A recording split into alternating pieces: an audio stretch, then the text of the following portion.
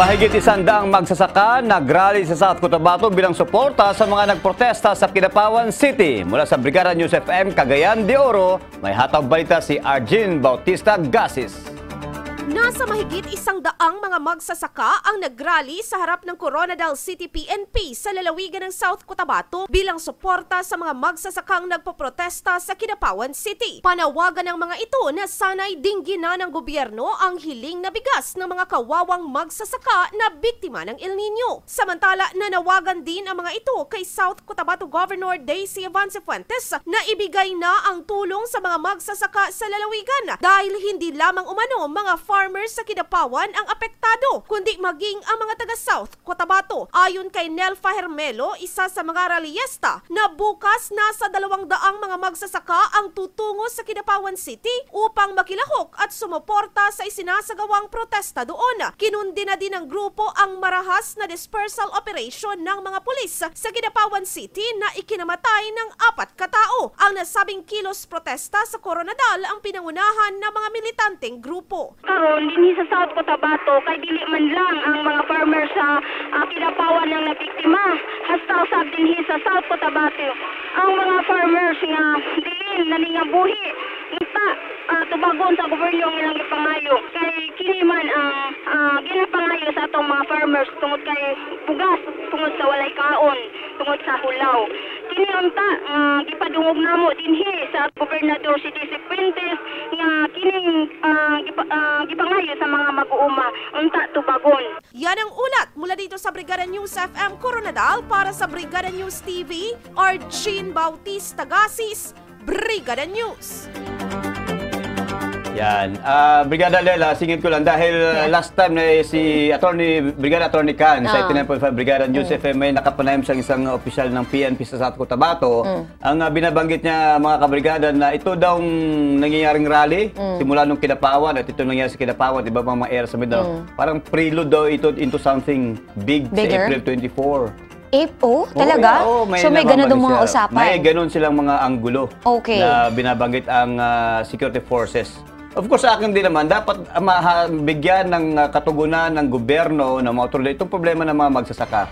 Especially yung nangyaring insidente dyan sa Kidapawan. Dahil time to time na next year, pag-uusapan pa rin ito. Dahil babalik sa alaala ng taong bayan, yung nangyaring insidente dyan sa Kidapawan. At hindi po ito isang usapin na pwede nyo lang i-relegate to the sides dahil meron hong namatay. At saka syempre, it's a big irony on the part of sa Pilipinas na we are basically thriving on agriculture and yet yung kawawang sektor ay yung ating agrikultura pa rin, yung mga magsasaka natin ang kawawa. Sila yung among those naghihirap na sektor ng bansa natin na dapat ay hindi. Dahil dyan tayo nabubuhay at dyan tayo ay dapat nakatutok. Pero the irony of all ironies is ito ang kulang ng karampatang atensyon ng gobyerno. Sana yung sa nangyaring debate ang gaganda ng solusyon ng ating mga presidensya boss, parang wow, ang sarap pakinggan. Sana lang yung ating mailuklok na presidente ng mga leader ng ating bansa ay hindi lang hanggang salta, kundi talaga hanggang sa gawa na may puso talaga. At saka syempre, makakatutok doon din sa food basket of Philippines, which is Mindanao, something which we really deserve. Hindi na bago ito nangyari insidente dyan sa Kidapawan dahil kung maalala mo, meron na tayong Mindiola Massacre, mga farmers din yun. We have Hacienda Luisita Massacre, mga farmers din yun. At ito naman, yung tinaguri lang Kidapawan Massacre, pero of course, ang pagtag ng massacre, depende kung saan kang side ng politics. Pero yun nga pinag-usapan natin, ang problema, ang issue at lehitimong issue ng mga magsasaka, hindi pa rin natutugunan talaga. Correct, ayan. Anyway, sige po, diretso po tayo sa kabilang banda naman ng Simbahang Katolika na bahala na sa sunog sa Mount Apo. Mula sa Brigada News FM Davao City, Brigada mo Julius Pacot. Nagpaabot ng pagkabahala ang Simbahang Katolika sa nangyaring sunog sa Mount Apo na kung saan ay mag-iisang linggo nang hindi pa naapula ang apoy sa nasabing bundok. Ang nasabing pangyayari ay kinalungkot ni Davao Archbishop Romulo Valles. Ang nasabing insidente ay isang sinyales na kailangan ng paigtingin ng batas sa pagbabantay hindi lamang sa Mount Apo, pati na rin sa mga bundok sa Pilipinas at mga gubat sa bansa para hindi na maulit ang nasabing pangyayari. Dagdag pa ng Arsobispo na kailangan ang pakikipagtulungan sa pangangalaga sa kalikasan. kaligtasan. Mula noong Sabado hanggang sa kasalukuyan ay pahirapan pa rin ng mga bumbero at iba pang volunteer sa iba't ibang ahensya sa pagpigil sa pagkalat ng apoy na kung saan daan-daang ektarya na ang nadanyos. Mula dito sa Brigada News FM Davao, Julius Pacot, Brigada News. Yan, simbahan katolika na, buti pag simbahan katolika na babahala, pero yung Bureau of Fire Protection kanina lang, ewan ko lang.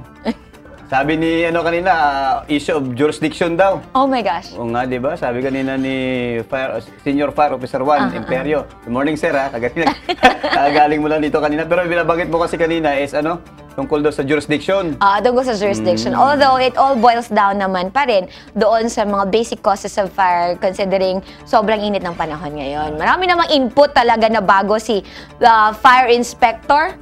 Senior Fire Officer Imperio. Thank you very much for your inputs earlier. Sige. Dagdag pa mga balita mga kabrigada, abay 4,000 mga sako ng bigas ipapamahagi umano sa mga magsasaka sa Coronadal. Mula sa Brigada News FM Coronadal, may hataw balita si Chao Rodriguez. Nasa 4,000 sako ng bigas ang irerepack at ipamimigay ng Philippine National Red Cross sa mga biktima ng El Nino matapos na magdeklara ang city government na ipasailalim sa state of calamity ang lungsod ng Coronadal. Napag-alamang ngayong linggo ay ipamamahagi na ang nasabing mga ayuda kahit pa man wala pang desisyon mula sa COMELEC hinggil sa letter of exemption na isinumite ng pamahalaang lungsod. Sa ngayon, nasa 475 sako ng bigas na ang dumating at inilagay sa City Hall lobby para sa repacking. Bukod pa rito, makatatanggap din ang mga apektadong magsasaka ng grocery items, farm equipment kagaya ng water pumps at iba pang makatutulong sa mga pananim na nasalanta ng tagtuyot. Ilan sa mga nagparehistro bilang mga Red Cross volunteers ay ang mga SPES beneficiaries ng City Hall para tumulong sa repacking at distribution ng mga nasabing ayuda na umabot sa kabuoang 13 milyong piso mula sa Calamity Fund ng lungsod. Una nang nagpahayag ang Provincial at City COMELEC Office na nakasaad sa Omnibus Election Code na hindi maaaring gamitin ang Calamity Fund ng anumang local government unit hanggat hindi pa naaprubahan ng COMELEC Law Department ang Letter of Exemption na isinumite ng mga LGU na nagdeklara ng State of Calamity, bunsod na rin ng election ban. At yan ang ulat mula sa 95.7 Brigada News FM Coronadal. Para sa Brigada News TV, Brigada Chao Rodriguez, Brigada News. Yan. Binitin mo din na na concern yung issue ng pamamahagi ng mga donasyon ng bigas lalo na ngayong panahon ng eleksyon nga. Dahil of course, sino bang may may hawak ng susi sa kaban ng bayan? Kung hindi ba yung administrasyon, maya-maya baka yun nga yung alinlangan o agam-agam na baka magamit na opportunity ng administrasyon na mapabango yung kanilang pangalan sa mga botante. Ayan, totoo. But regardless of whether or not this is for papabango, it is high time na kailangan nating i-move yung pera ng bayan na hindi underspending. Kailangan kong spend it where it should be spent. Ayan, and that should be doon sa mga farmers. So, syempre, dapat, malaking pagkukulang ng gobyerno ngayon. Klaro yun na hindi nila na-anticipate kung anong pangailangan ng different sectors ng bayan dahil sa El Nino phenomenon or dahil sa El Nino nga na nangyayari na nga ngayon. Kagaya ng dyan sa Kidapawan, meron pa dyan daw na sabi ay ayaw tanggapin ang tulong dahil nakakaya it's an upfront to their government or to their administration that somebody else, not from their place, would help them. Precisely nga nangyari yung insidente na yan dyan sa Kidapawan dahil sa kakulangan ng mismong gobyerno nila dyan. Ayan, totoo po yun. Kaya kailangan natin mag-accept ng ating kakulangan, ng ating kamalian para makorek ito. Diretso lang ko sa isa pang news, isa patay. Habang isa naman ang sugatan sa nangyaring ambush. Mula sa Brigada News FM Cagayan de Oro, may hataw balita, si Claudine Lusac.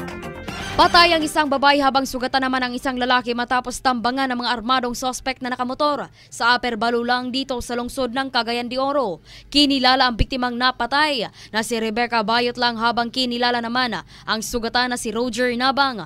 Ayon kay Senior Police Officer 3 Alan Cosmo, galing pa sa Lumbia City Jail ang mga biktima sakay ng sportage car na may plate number na KFZ-361 nang papauwi na sila. Bigla na lamang silang pinagbabaril ng dalawang armado armadong katao gamit ang pinaniniwalaang .45 caliber pistola.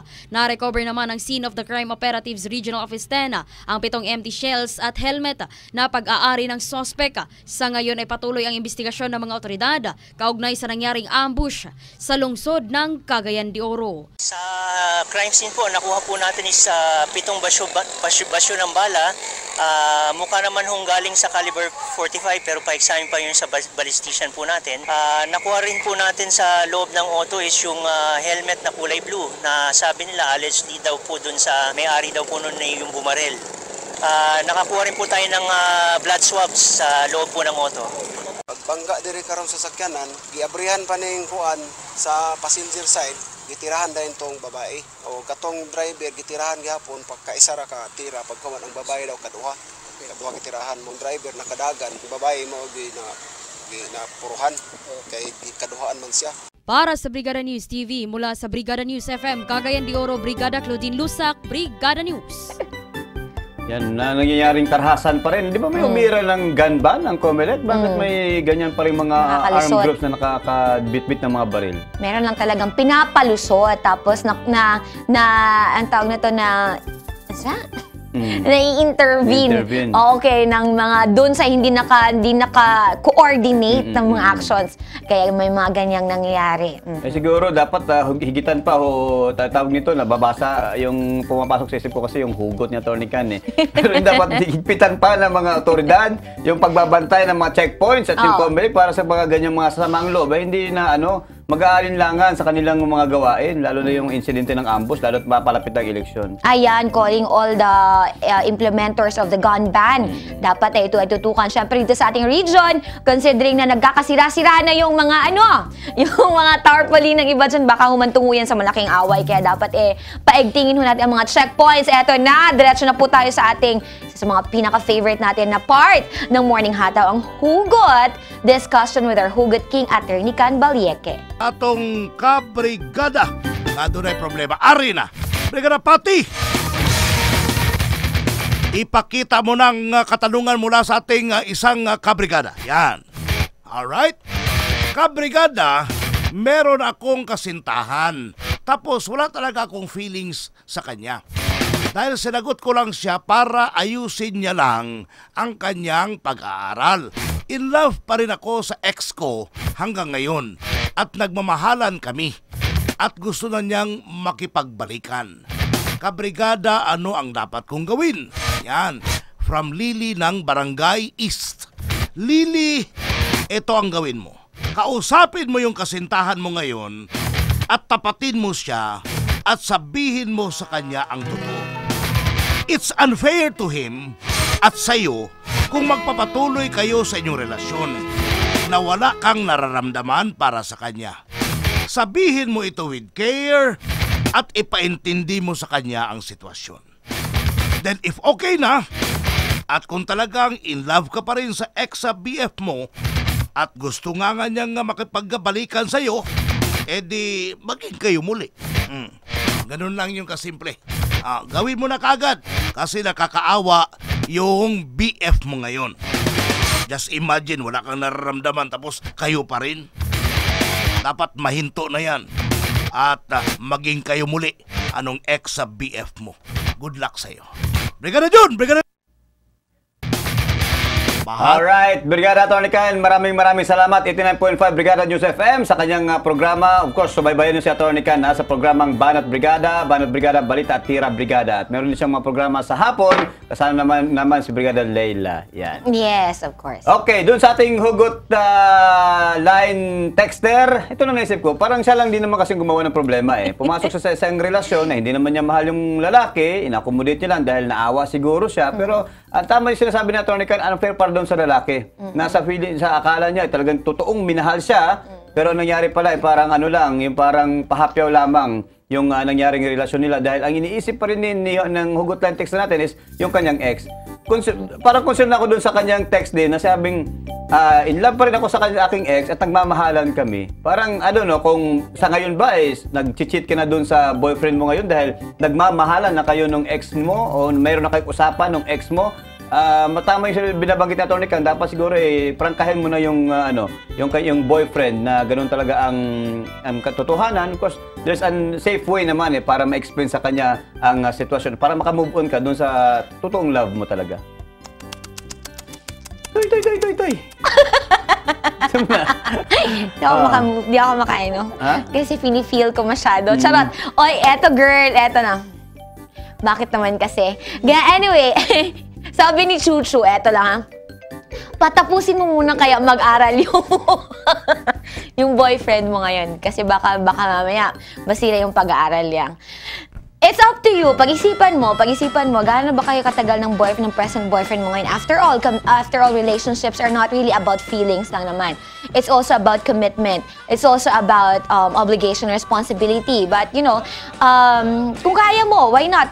Stick it out with him. Baka, kasi, di ba, napag-aral ko siya in the end. Pero, syempre, pwede mo rin isipin na it's time to look at the needs. Yung needs mo.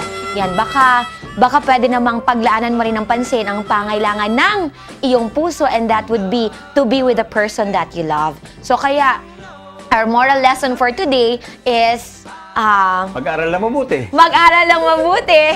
Siyempre, wag sabayan ng pagmamahal. Kailangan kung meron ka mga endeavors, wag mong kukunin yung motivation from labas. Kailangan from you talaga para within your own control lang. This is for the boyfriend na ngayon ay kasabay ng babae. And for those who are thinking na, I'm into this, I'm doing this because I'm inspired by somebody else, that can be really devastating. Ito naman, doon sa boyfriend, sa boyfriend, sa tingin ko pag mature na siya at ma-realize niya yung ginawang sakripisyo ng babae sa kanya, mas lalo siyang gaganahan na mag-aral.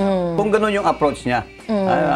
Positibong pananaw niya na, teka, isipin mo, sinakripisyo ng babae, yung kanyang feelings, para pakisamahan siya, para magkaroon ako ng inspirasyon na pagpatuloy ang pag-aaral. Siguro, ang tanggapin niya, dapat, mas pag-igihan ko pa yung pag-aaral, di ba? Parang gano'n. Pero, oo, yun na, kung i-confront ng babae yung lalaki, ay sasabihin niya yung sa present boyfriend niya na, actually, I'm with you because I think I care about you sa pag-aaral mo, ganyan. Pero pwede. Love ko pa rin siya, ganyan. Or pwedeng hindi na niya, parang hindi lang kalamansi sa sugat, pwedeng sabihin niya gano'n. Pero huwag niya lang sabihin na meron ng iba or mahal ko pa rin yung ex ko, di ba? Huwag naman gano'n. Pwede na... Sabihin na lang na... Exit lang siya. Sabi mo. Oo. Pero wag masyadong i-detalya naman na gano'n. Para hindi na kalamansi sa sugat. Oo. Pwede rin siguro, respeto ng babae. Wag kaagad siya pumasok na, ipangangalandakan niya kaagad sa buong mundo. FB kaagad. Change status, change boyfriend. Wag naman gano'n. Usong-uso ngayon, diba? Uuso yan siya. Wala akong Facebook eh. Oo nga, may ganun. Pero sa mga kabataan ngayon, we don't have to express every feeling that we have on Facebook dahil madali ho yung babalik sa inyo at talagang recorded, not just doon sa iba kundi sa Cloud9, babalik sa inyo yan. Yan. Mga kahataw, meron ba kayong mga hugot lines o problema sa puso? Pag-ibig ba mga kabrigada na pwede natin pag-usapan? Text lamang mga kabrigada sa ating text line 0919-355-3544 o kaya i-post ang mga hugot lines sa Facebook fan page ng Morning Hataw. Huwag din kalimutan i-like ang aming fan page. Of course, para mas malalim pa na hugot na pag-usapan sa pag-ibig, mahalaga rin mga kabrigada 89.5 Brigada News FM sa programa ni Hot Jersey Love Lines mga kabrigada, 1:00 hanggang 3:00 ng hapon, Monday to Friday mga kabrigada. Ayan, thank you very much. Yun, marami tayong mga programa sa radio na mas papalaliman pa ang usaping pagmamahalan, relationship dahil mas mahaba yung oras nila. But this time, dapat pag-usapan rin natin syempre ang ating health kasi kung walang health, walang love life. Ayan, sa pagbabalik po, abangan ng Healthline dito lang sa Morning Hataw.